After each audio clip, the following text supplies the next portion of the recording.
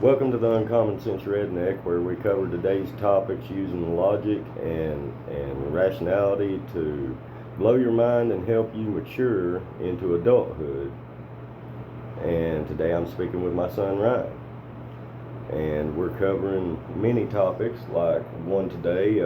I know a person that is sick. They are over the age of 18 years old, and yet they still think like a child in some ways. So they believe that when they're sick, they should leave the sanctuary of their private room where they stay all the time, with the exception of getting a drink or a snack or using the bathroom. When they're sick, they decide to come downstairs into the common area, better known as the living room, and spread their germs around everywhere so they can get everybody else sick. Not thinking of the consequences of doing that, just looking for self gratification and a little empathy and sympathy from other people and interactions with other people to console themselves and make themselves feel better while they're sick. Am I missing anything about that? It seems like they feel bad, so the only way they can conceive to feel better is going out and interacting. The problem with that is, of course, you're sick, so you're spreading germs, you're getting other people sick while you're trying to feel better, and it's a catch-22. I mean, it really is. So basically, they're cross-contaminating the space that is used by the whole family.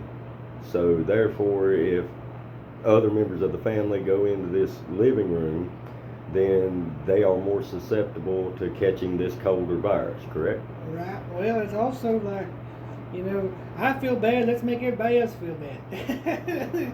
Well, I don't know if it's so much that mindset or as a lack of forethought of the consequences of their actions and just their natural instinctive movements throughout the house. It's always been when they're sick, they hang around everybody in the living room to feel better. I understand that, but see, as the adult mind is set in, as maturity occurs through life experiences, one is supposed to look upon their experiences and contemplate, how could I better do this? What would serve the house or my community better? Well, that's what the house is. It's a personal community of individuals coming together and forming an otherwise unfamiliar unit. Is Right. It's supposed to be about community and fellowship. But at the same time, if you're sick and we don't want your fellowshipping, you don't want your germs fellowshipping. Right. So I think the biggest miscommunication between thinking like a child and thinking more maturely like an adult is when one thinks like a child, they more or less they stay in the mindset of I, me, and my instead of us and we and the total. Everybody, right? Right. Gotcha.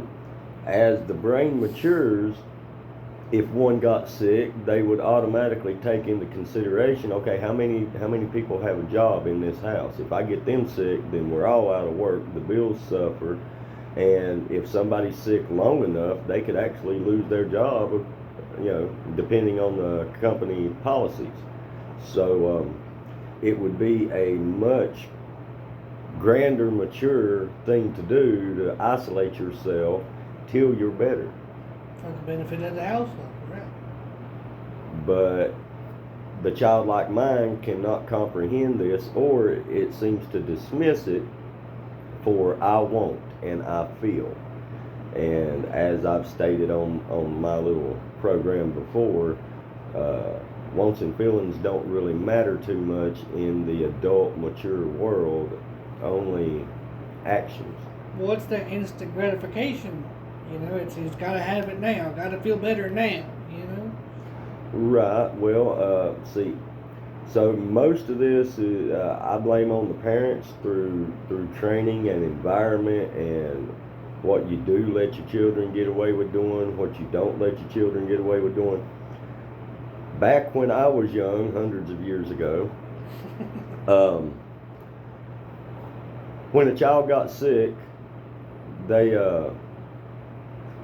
were isolated. They were put in their bedrooms, separated from the other children in the house, so everybody did not get sick. That was just a norm. It's what we did. The only people that interacted with that sick child were the people that absolutely had to, like mom, or maybe an older brother. Mom or dad gives them the responsibility. Hey, take him some food, take him something to drink. If he's too sick to go to the bathroom on his own, give him a helping hand to get to the bathroom. Don't hold it for him, but help him in there. Nowadays, it's a communal thing for someone to be sick. Everybody's supposed to hang out in the same room with them and hold their hand while they're sick, which makes everybody else in the house sick. Everyone suffers. I think that comes from a degradation of values in the home. And I can't really blame the people so much as the people running the country as to why that's happening. I blame social society, because social society, doesn't matter whether you're Democrat, Republican, liberal, or conservative, which it is mostly liberal views, I do have to say, that says that your personal beliefs and your personal feelings are more important than others. But by the same token, their personal feelings and beliefs, as long as they can categorize it somehow as a right, is more important than yours, which is an oxymoron. It makes no sense, but it's a narrative pushed in society all over the place today. Well, I will say that rights and the belief of rights that you have is very askew in today's society. It's very like, I have the right to do this because I feel this type of way about it. It's not actually a right. A right is supposed to be something ingrained and instilled because you have the authority and dictated to you by moral superiority. It's not supposed to be I feel, therefore I am. That's playing God. Well, right. So it says in our Declaration of Independence, it explains what our rights are, basically. And in the Declaration of Independence, it states, now I don't know it word for word, I'll have to study up on it. It's been many years since I was in grade school. But it says something to the effect of, we the people believe these truths to be self-evident.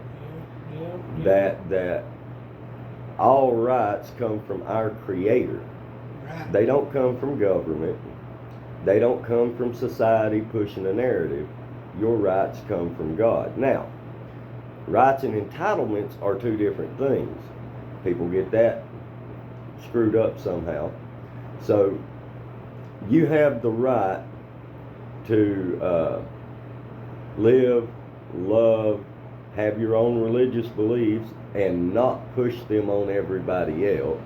Have your own opinions and not push them on everybody else.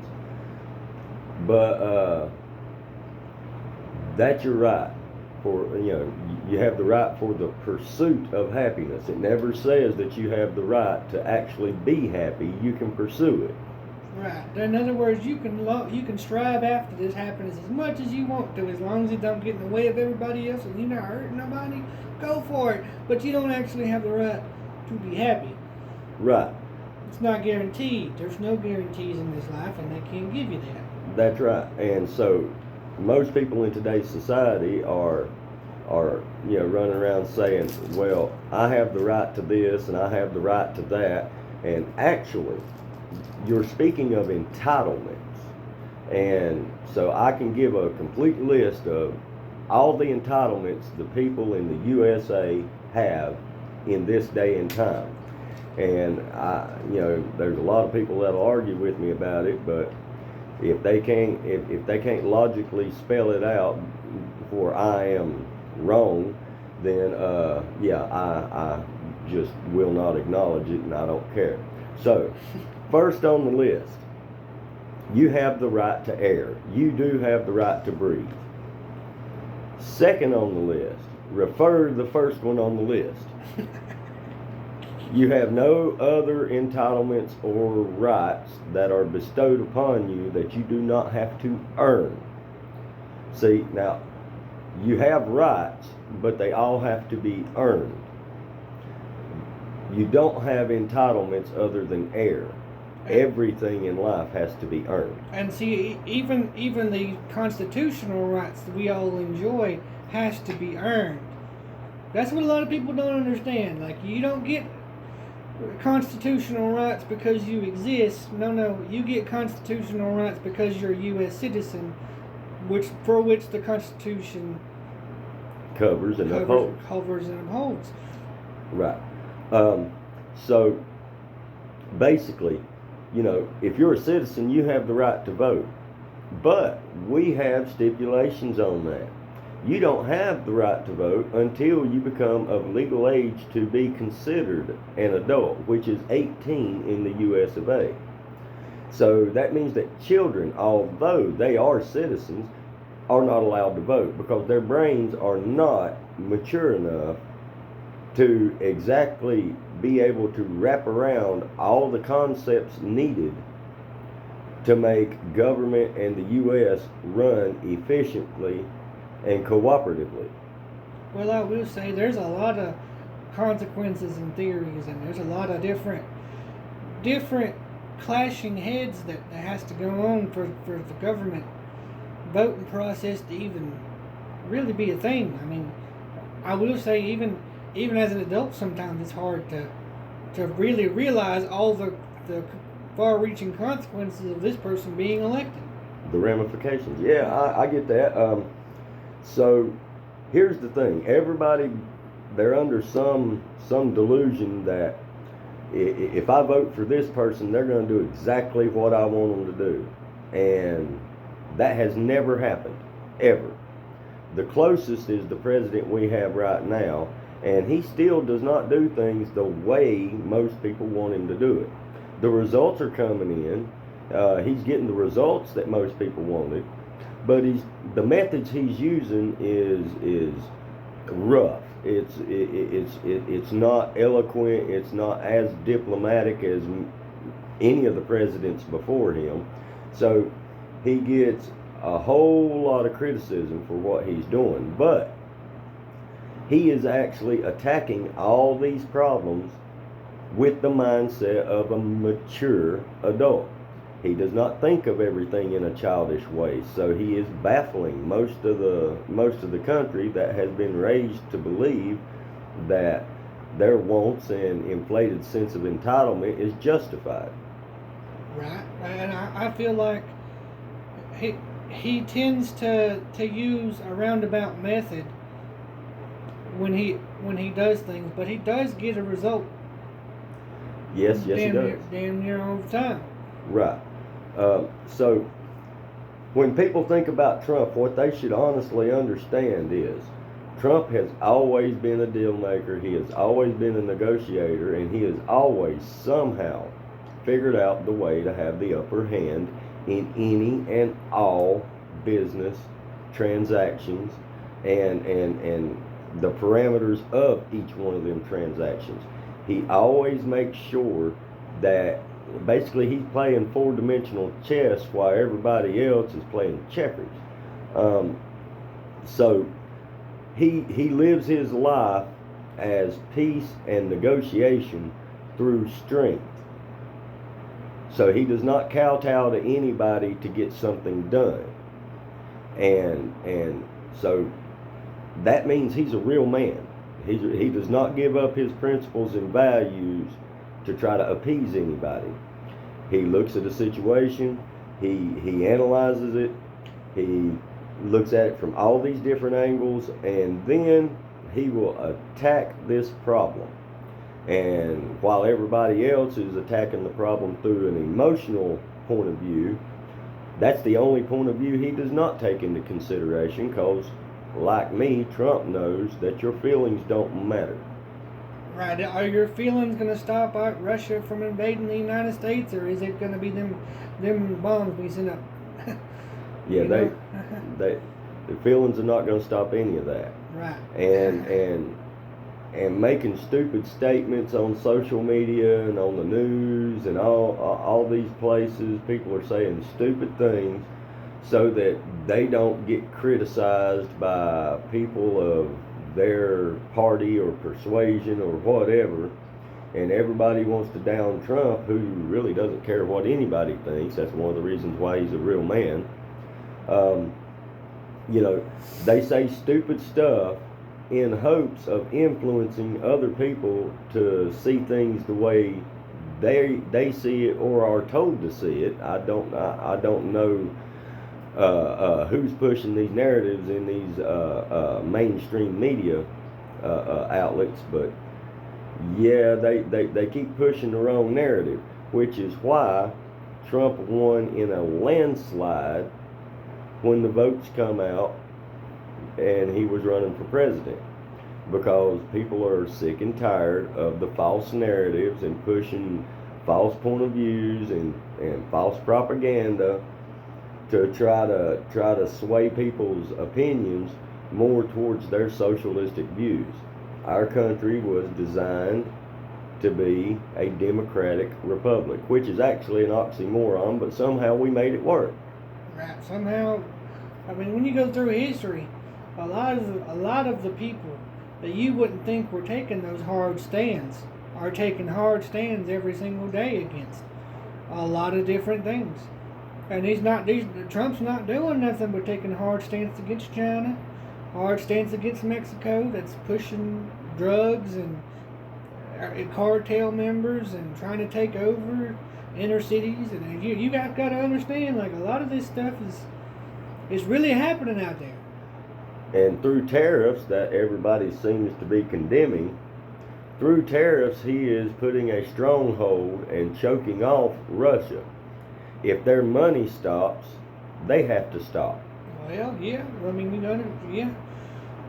And so, you know, everybody can complain all they want to about how he does stuff, but the point is he gets results. We had 4 years of basically death walking and socialists pushing their agenda and cancel culture and all that other stupid stuff.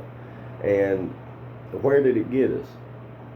It got us so many trillions of dollars more in debt, which everybody is talking trash about Trump, and the debt ceiling has been raised, and inflation and this, that, and the other.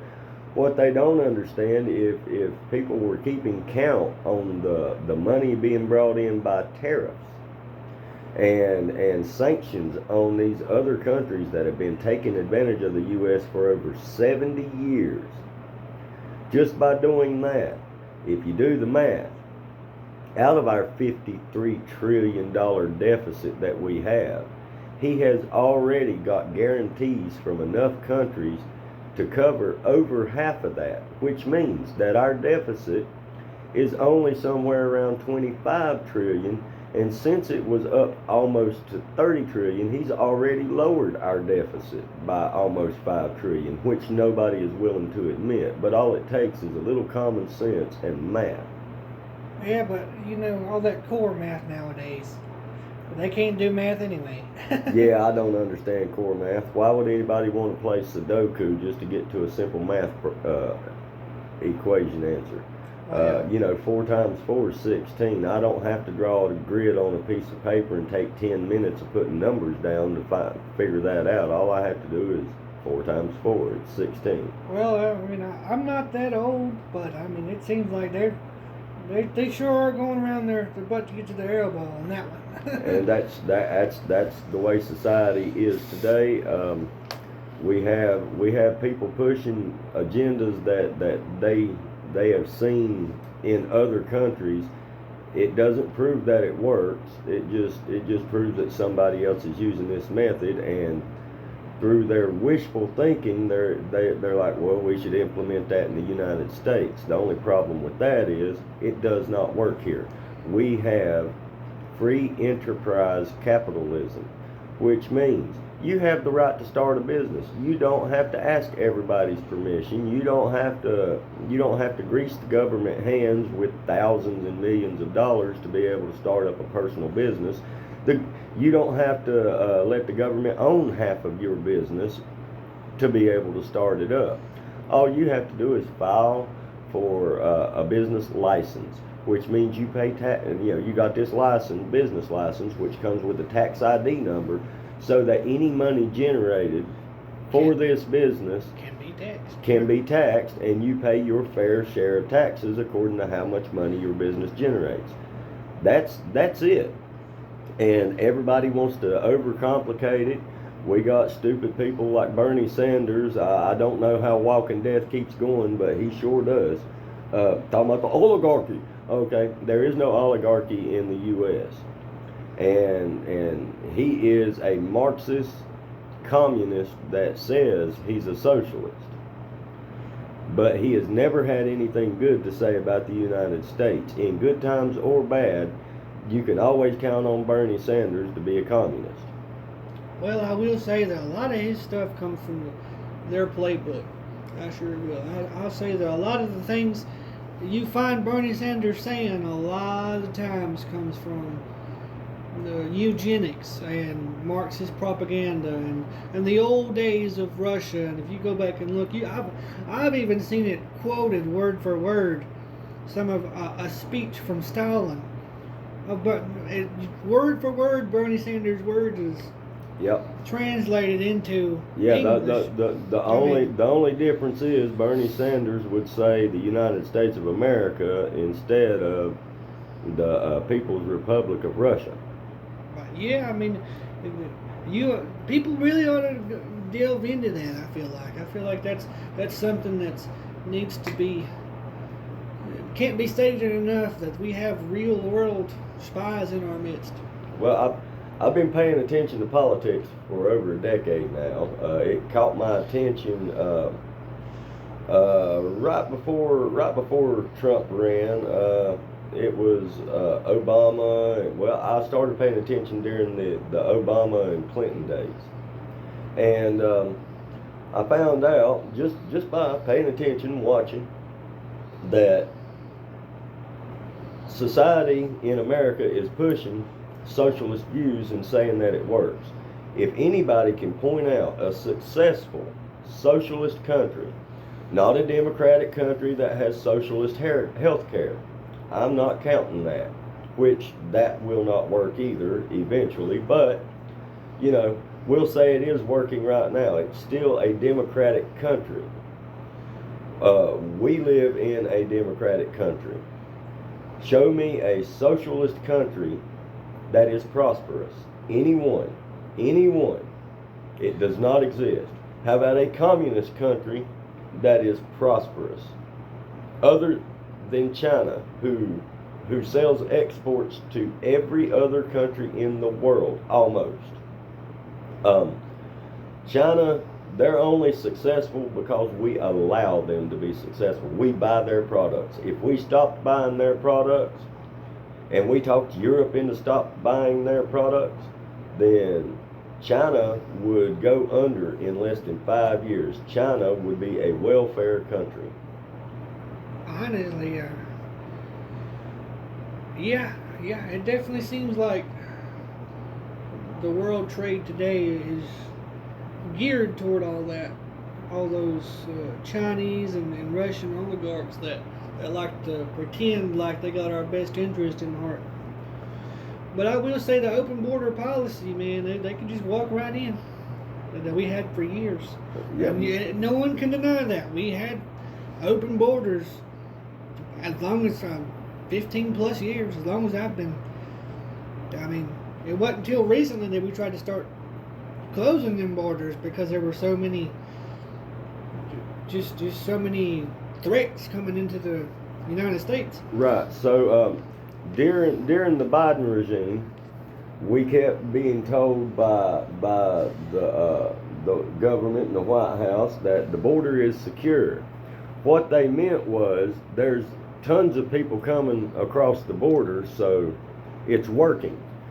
Their idea was to let all these illegal migrants come into the U.S. and we would expedite their status for citizenship so that they can vote, and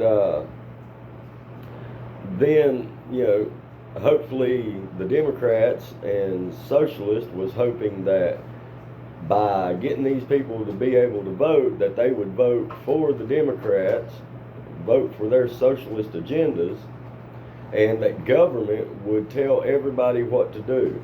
There was a man on TV just the other day, Tim Kaine, who is a socialist, a communist, for lack of a better word, and he actually said that our rights do not come from our Creator, our rights do not come from God, our rights come from government, which means that he does not believe in the Constitution, because the Constitution was derived from the principles in our Declaration of Independence.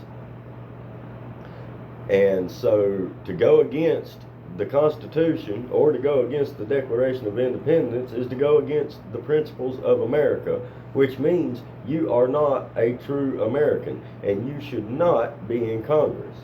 Well, I will say that a lot of the things that I see in Congress shouldn't be happening in Congress.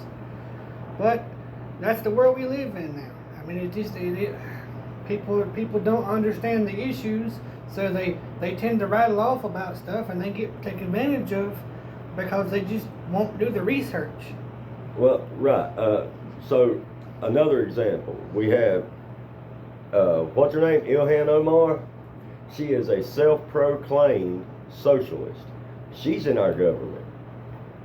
We have them in Congress. We have them in the Senate. We have them all up in the House of Representatives. And what about Mamdani? That idiot thinks that he's going to make state or government-run grocery stores work. We tried that in Kansas. Didn't work. Well, I will say that new governor in New York seems to think she has it all figured out. Well, that would be Mamdani. Yeah, that's what I'm saying. She seems to think they got it all figured out.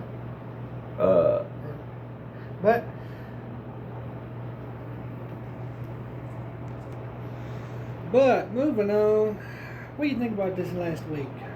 Well, I looked around and saw a country full of overgrown children, representatives in the government that are overage children.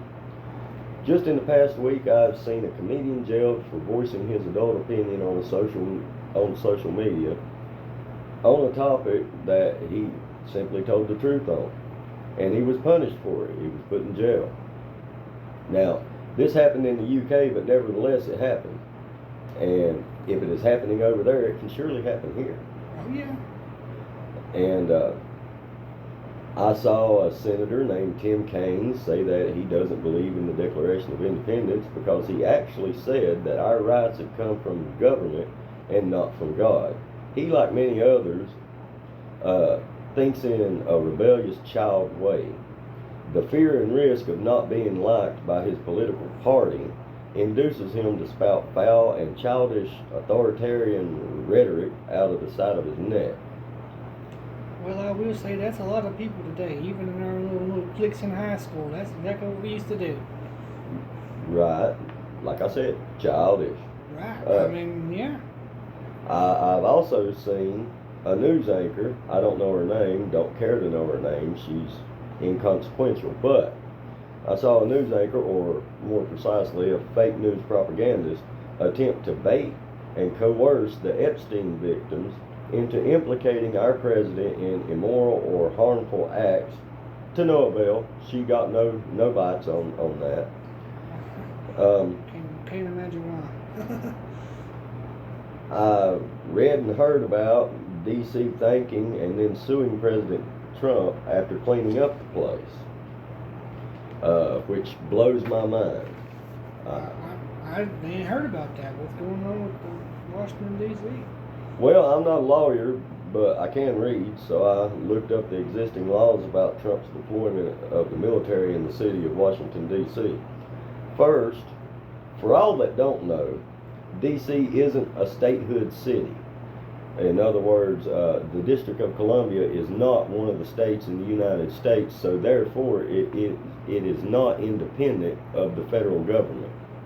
It is a federal state, for lack of another term. So, which part of government controls it? well, that would be the executive branch. The executive branch has 100% complete control of Washington, D.C. So that means that, if President Trump decided, if he just woke up one day and decided, you know what, there's too many people living in Washington, D.C., and it should be used for only government matters and government properties and all that, he could kick everyone out of Washington, D.C., and there's nothing anybody could do about it. The mayor would not be mayor no more. He could just call her up and say, hey, you're fired. Because D.C. is ruled by the executive branch, and only Congress can dispute it, but Congress does not have the authority to override the president's decision on executive federal matters, which Washington, D.C. falls under the executive branch. So it is directly under his command if he so chooses. That's something to think about, ain't it? It is. Now, as for the other states that he was talking about going in and cleaning up the major cities, so there's a little process, a procedure to go through there. See, in order to deploy troops in these places, governors actually have to literally ask for help, or else his hands are tied. The only other way he could go about doing this is to declare martial law. So first the mayor of D.C. thanks Trump for cleaning up the city, then they turn around and sue him for unconstitutional acts of authoritarianism and dictatorship.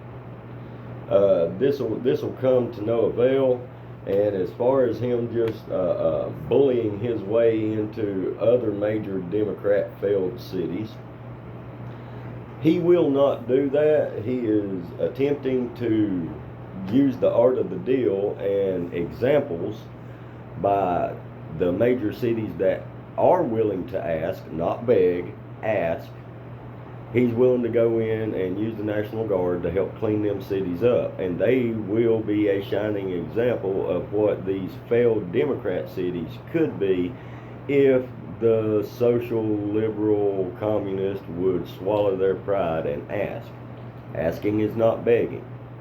What would you say to the people who think that they shouldn't have to ask?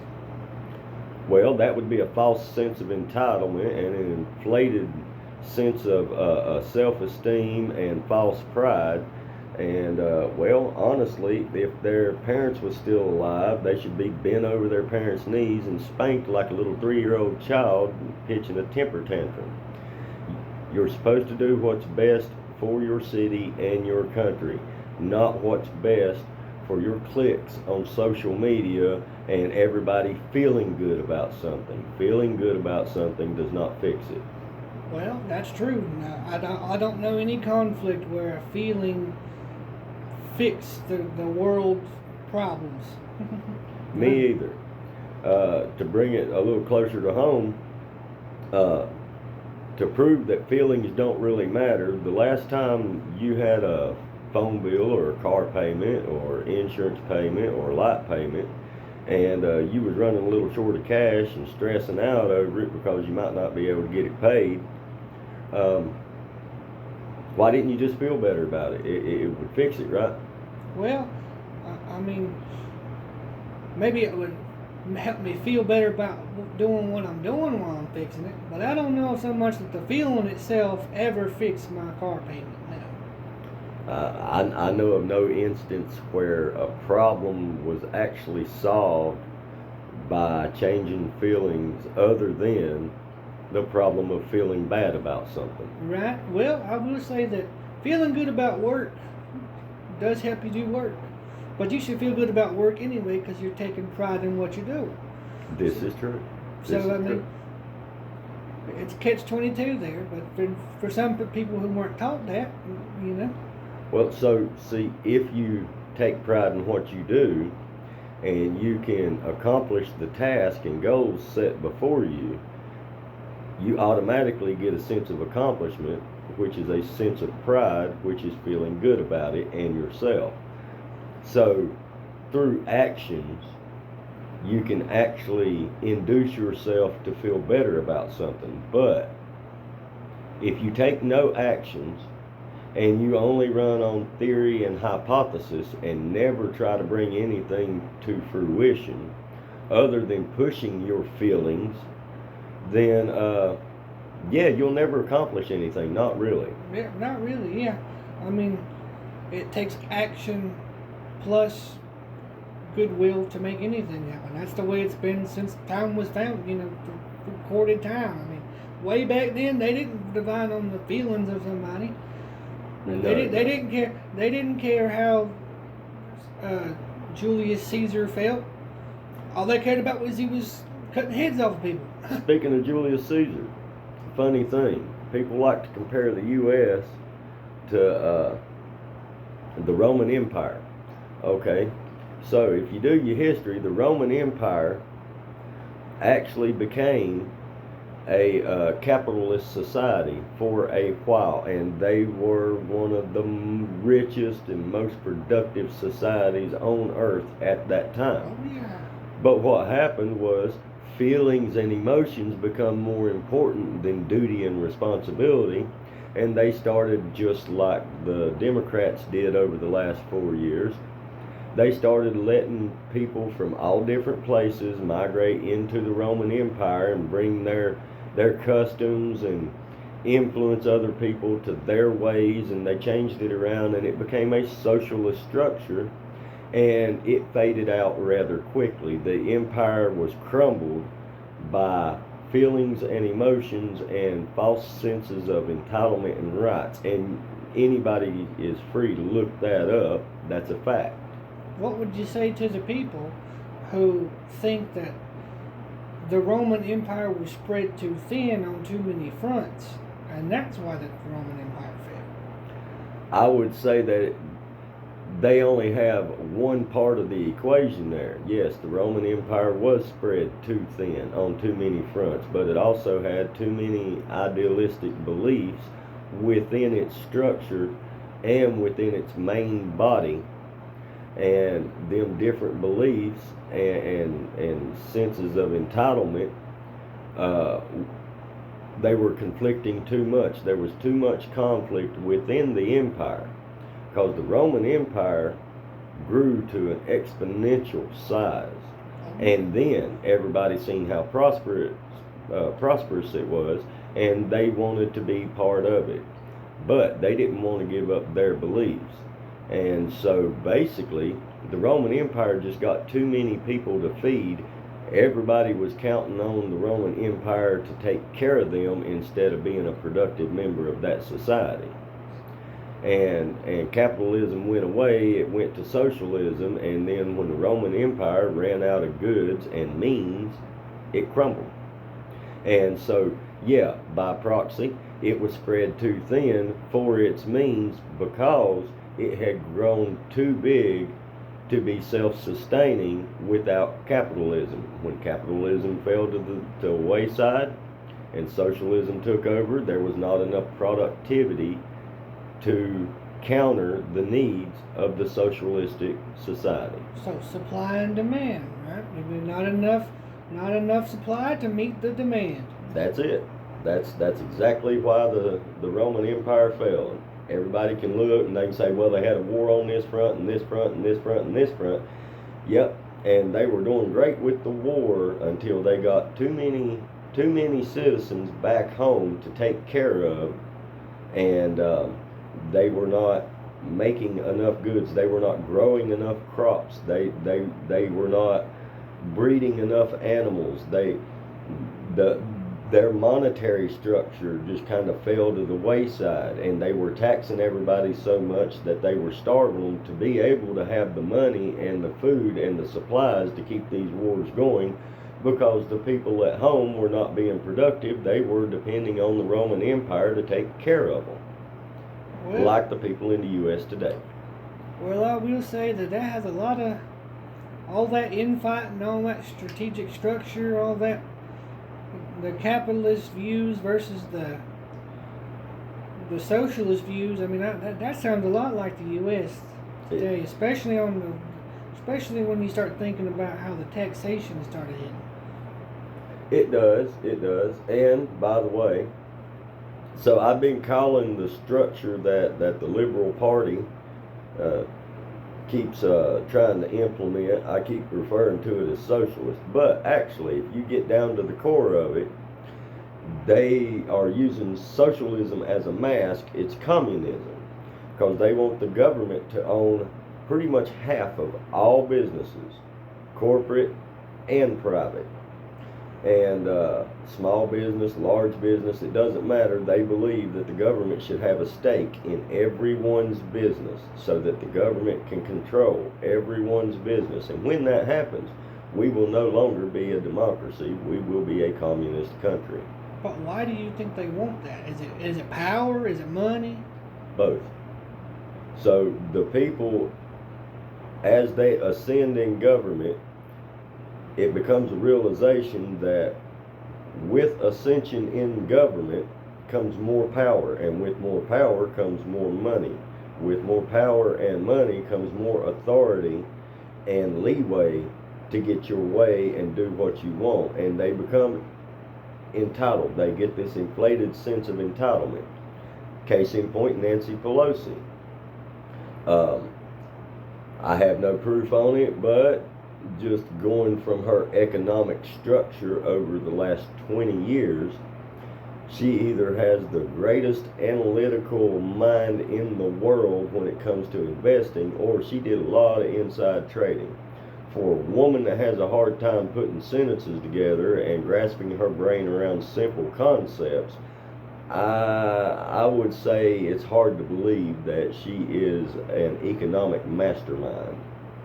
Well, I will say that Nancy Pelosi did a lot of talking over the 2016 bullcrap, which is where I kind of stopped with my politics about 2016 when Nancy Pelosi and all her little cronies was trying to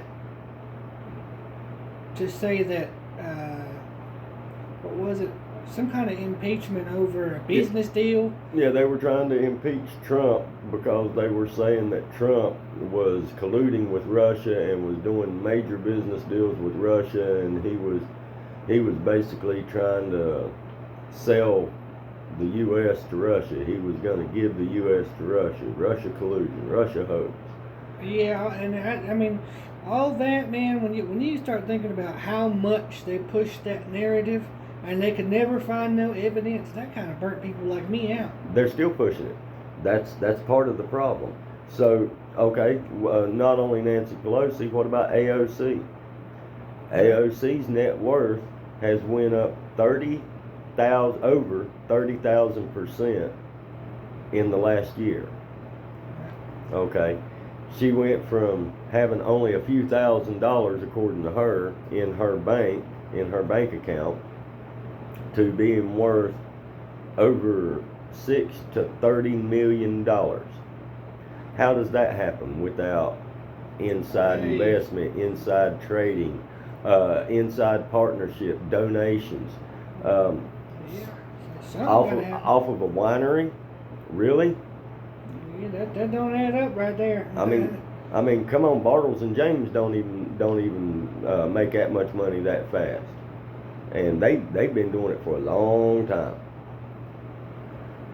So there's too many questionable things about people that get in government.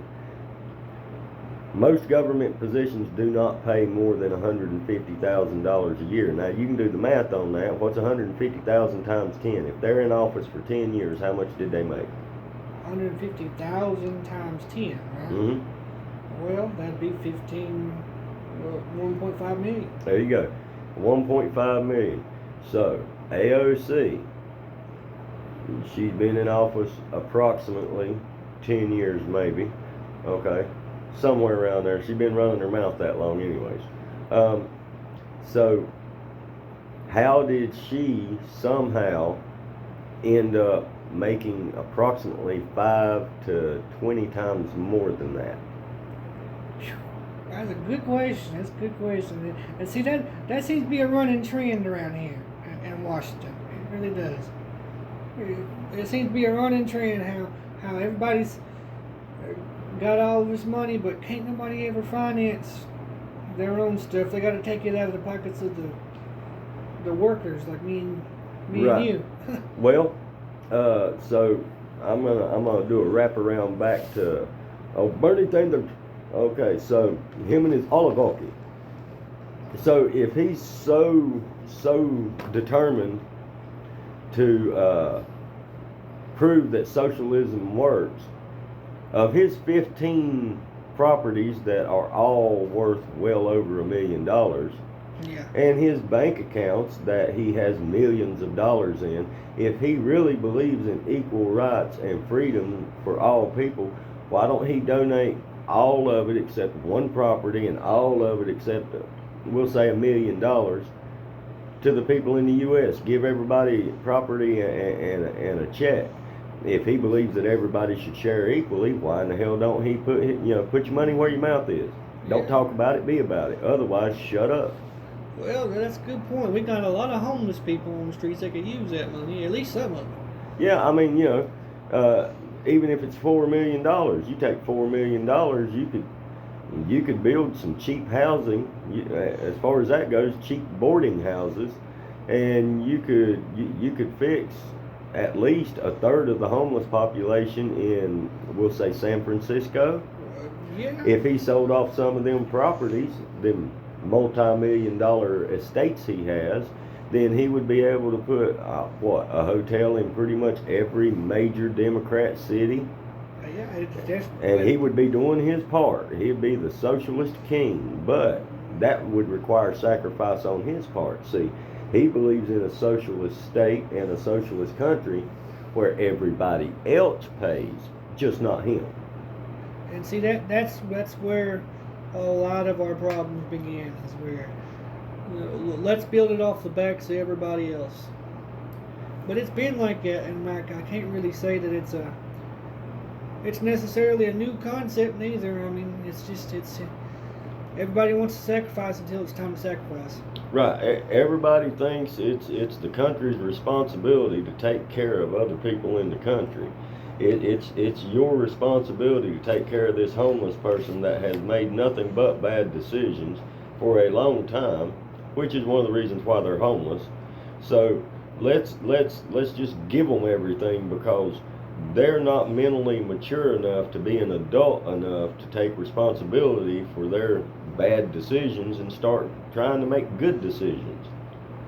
That's another, yeah. I mean, honestly, that's another form of sacrifice. You have to put away the old and bring in the new, so you can do better by yourself. And I mean, that's another form of sacrifice, in my opinion. Well, it's growing. It's growing. It's maturing. If you don't learn, if you never learn from your mistakes, and you can't learn to make decisions a different way, or just out and out better decisions, then there's no progress. If there's no progress, then you keep the mind of a child. If you keep the mind of a child, then you honestly believe that people owe you stuff that you want and feel entitled to. Well, let me ask you a question. By that definition, are we progressing as a nation? No, we are regressing. In the 1940s to the early 1970s, even with the hippie movement, we still had a structured foundation in the U.S. predominantly that was centered around the nuclear family. I know everybody's tired of hearing about the nuclear family, but the nuclear family is what the country was founded on: a husband, a wife, and children. I take care of them first, and I teach my children to have good moral values and honest and loyal principles. Well, And through that, they will show to the rest of society what they have learned, and they will show through actions how you are supposed to be, and they will be an example for other people to strive to. And so maybe this family has a father that stayed drunk, and he didn't get to teach all the same moral values and principles to his kids that the banker did. But if the banker was a moral man, I ain't even gonna say Christian, if the banker was a real moral man and lived by real moral principles and raised his kids that way, then his kids, through demonstration, through their actions, through being themselves from what they were taught and how they were taught to be, they are an example to the ones that don't have that structure at home to strive to be like. And through them interactions, even people that had broken homes were able to grow up and be somebody, yeah. Right, to have some sense of self-worth and duty and obligation to society. Over the years, over the last 30 to 35 years, all that has been twisted into not what can I do to be an example in society and to make society better as a whole. It has turned into, how can I better make this person feel better about life even though they're struggling? What can I do to make their struggle a little easier so that they don't have to go through that? Instead of teaching a man to fish, let me give him a fish. I'll feed him for a day. And that goes back to another long time paradox between, is it better to teach a man how to fish? Is it better to teach a man how to hunt, or is it better to give him food and crops? Well, so if you teach a man how to fish, then he has a skill he can use for the rest of his life to keep food in his belly as long as there's fish in the water. But if you just give a man a fish and you don't ever teach him how to catch one, then he only got one meal. There's no telling where the next one's coming from. So, logically, it would be better to teach him how to fish so he can eat. It'd be better to teach him how to hunt deer so he can have deer meat to eat, rather than going out and killing a deer and giving him a deer shank, talking about, okay, you got food for 2 days. And this is not just an American principle either. I mean, when we first came over to America, what did the Native Americans do? They taught us how to plant crops. They taught us how to do things. They taught us how to hunt. Yep. They taught us these things.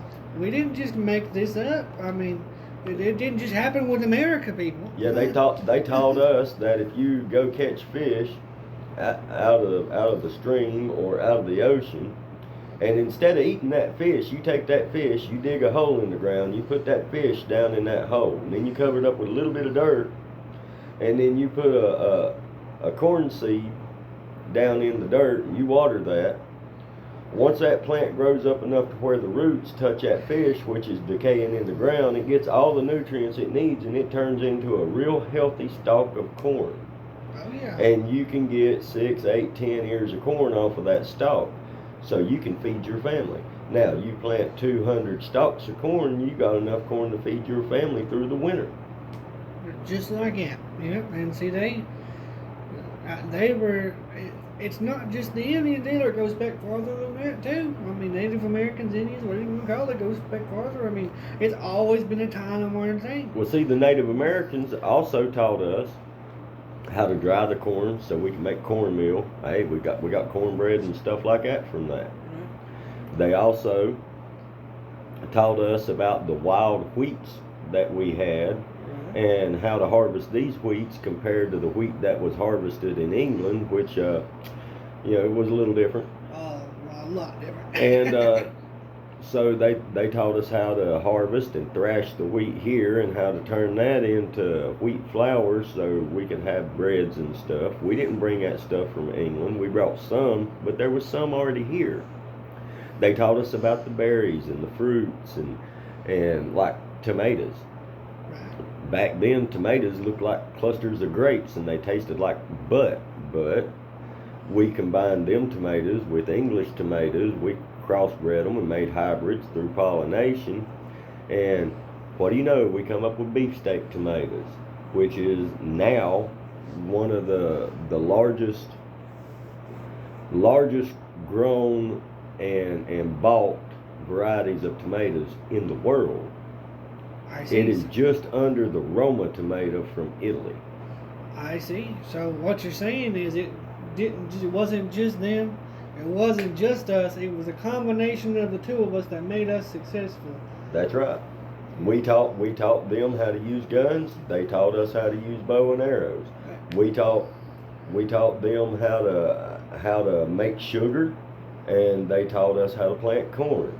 It was cooperative community unity between two different factions for the survival and benefit of both, which is what our country is supposed to be founded on, and everybody has lost these principles.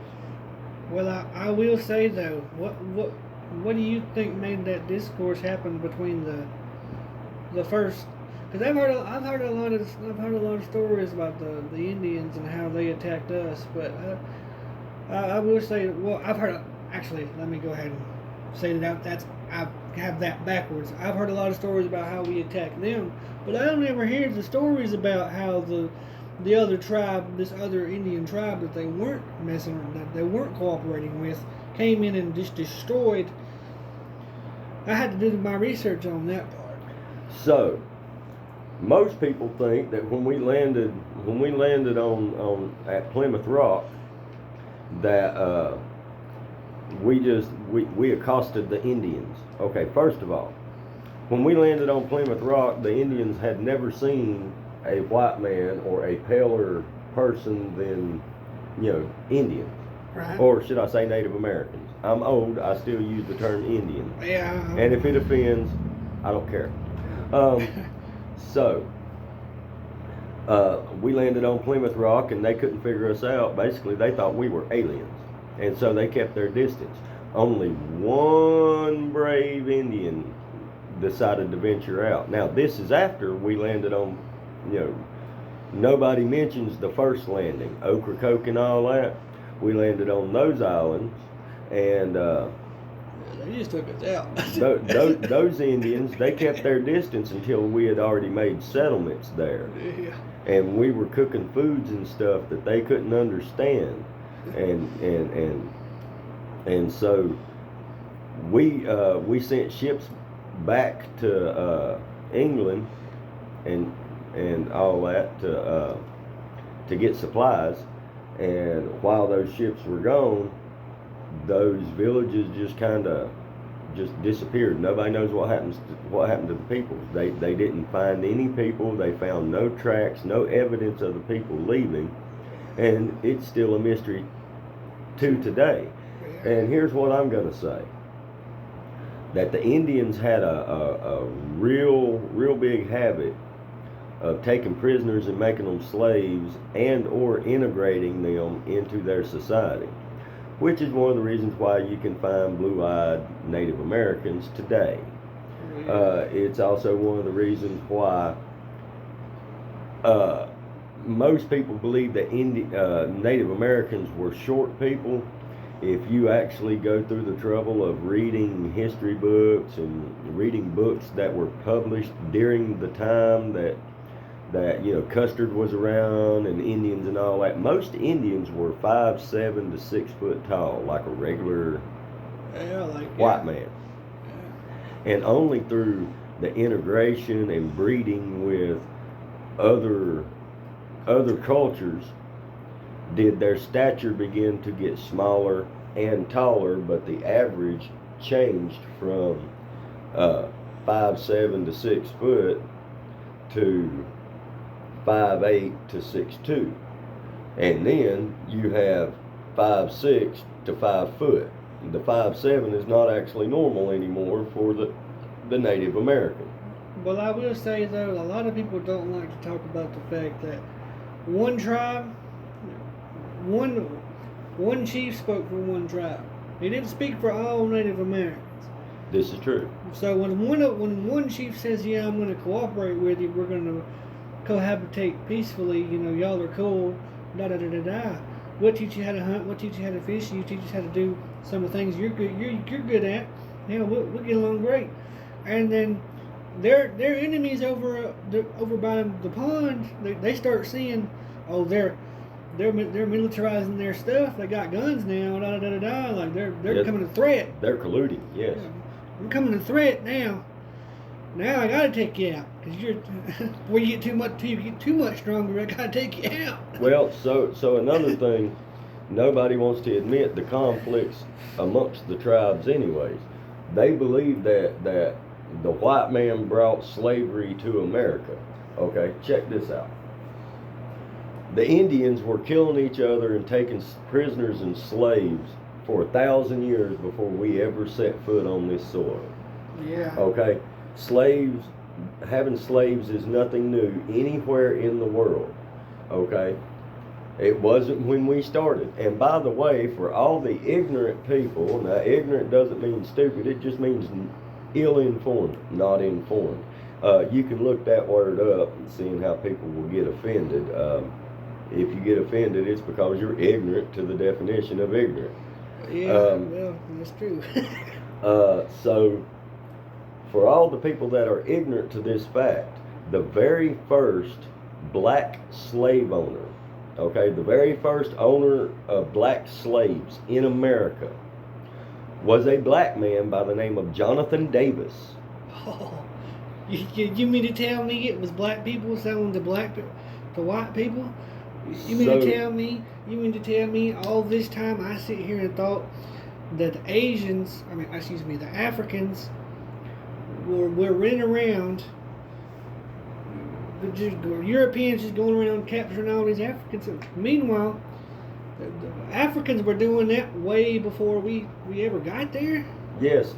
So if you actually go through real history and not just popular trending he said she said stuff, actually go to the library and get some books that was published before 1980 so you can get a better understanding without all the touchy-feely stuff.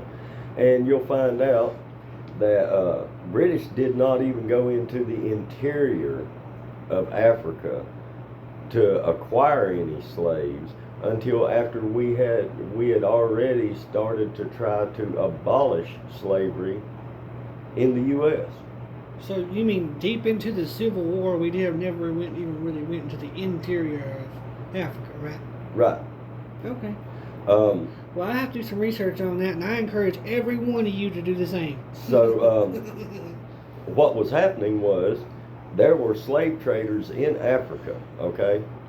There were slave traders that would catch indigenous people either through war or, let's say, they got this caravan of slaves that's all chained up and they're marching them to the coast so they can sell them to the Englishmen and get these goods and supplies. They can get these blankets and these sheets and this food and that food that they didn't have in Africa. Okay? They're trading, they're bartering. And they're catching anybody that looks like they might potentially bring a profit. And they're taking them to the coast. Now, it's not white people. White people wasn't even in Africa. We couldn't make it past the coast. We would have been killed. You better go look some stuff up now. Now listen. Y'all seen the Netflix show, ain't you? Where they go around talking about how they went in formation and shit and trying to conquer Africa. British people tried to conquer Africa. Well, British people did. They did go into the interior of Africa. Yeah. But that was later. That's For the first 40 years. 40 years. For the first 40 years, it was black people selling black people to British people at ports and boat docks because of their greed. And all we did was buy their slaves that they owned in their country and brought them slaves to England and Europe and the U.S. Well, as far as that goes, as far as slave trading goes, wasn't there a white slave trade before that? Well, to the known world as far as the Anglo-Saxon world before we went to Africa and found out, hey, we can get slaves here too. Yeah. So we had Slavics, we had Polish, we had Swedish, we had Asian, we had Italian, Spanish from Spain, German, French. There were all kinds of slaves. People that owed other people and had no way of paying them became indentured servants and or slaves. Countries that conquered other countries took their conquered people as slaves most of the time, prisoners and slaves. So the way that usually worked out was, if we conquer this city, all the people in this city are prisoners. Now, the ones that can be productive, that don't fight back so much, we make them slaves. The rest of them we make prisoners or execute. That's the way it used to work. And it ain't just the U.S., it's Europe, France, Germany, England, Spain, Mexico. Yeah, Spain, yeah, definitely Mexico. Native Americans too. That's everywhere around the world. Yeah. But yet we are the evil ones. You know, we over in Europe they had slavery for over 500 years. Our country turns 250 years old next year, and we abolished slavery almost 100 years ago. So, I mean, actually it was over 100 years ago. So, I mean, explain to me how we are the worst nation in the world when we learned quicker than any other nation in the world that slavery was wrong. And we changed it. We changed our national policy on that. But by the way, before you go disputing on that part, there's still slavery around the world right now today. So don't talk about how we didn't learn from it, because they're still happening in other countries. You just don't hear about it. Well, check this out. Ever since the illegal migration into the U.S., we now have plenty of slavery here now too, because of all the bleeding hearts wanting to help those that are so unfortunate that they can afford to pay the cartel thousands of dollars to get across our border instead of paying our country $1,000 or $2,000 to apply for citizenship. So how smart does that sound? Well, all I know is, if the world was a little bit more educated and we had a little bit more talks like these, I feel like maybe somebody can let somebody else know, and maybe we all just come together and we all form our own little community, and that'll be that. But until next time.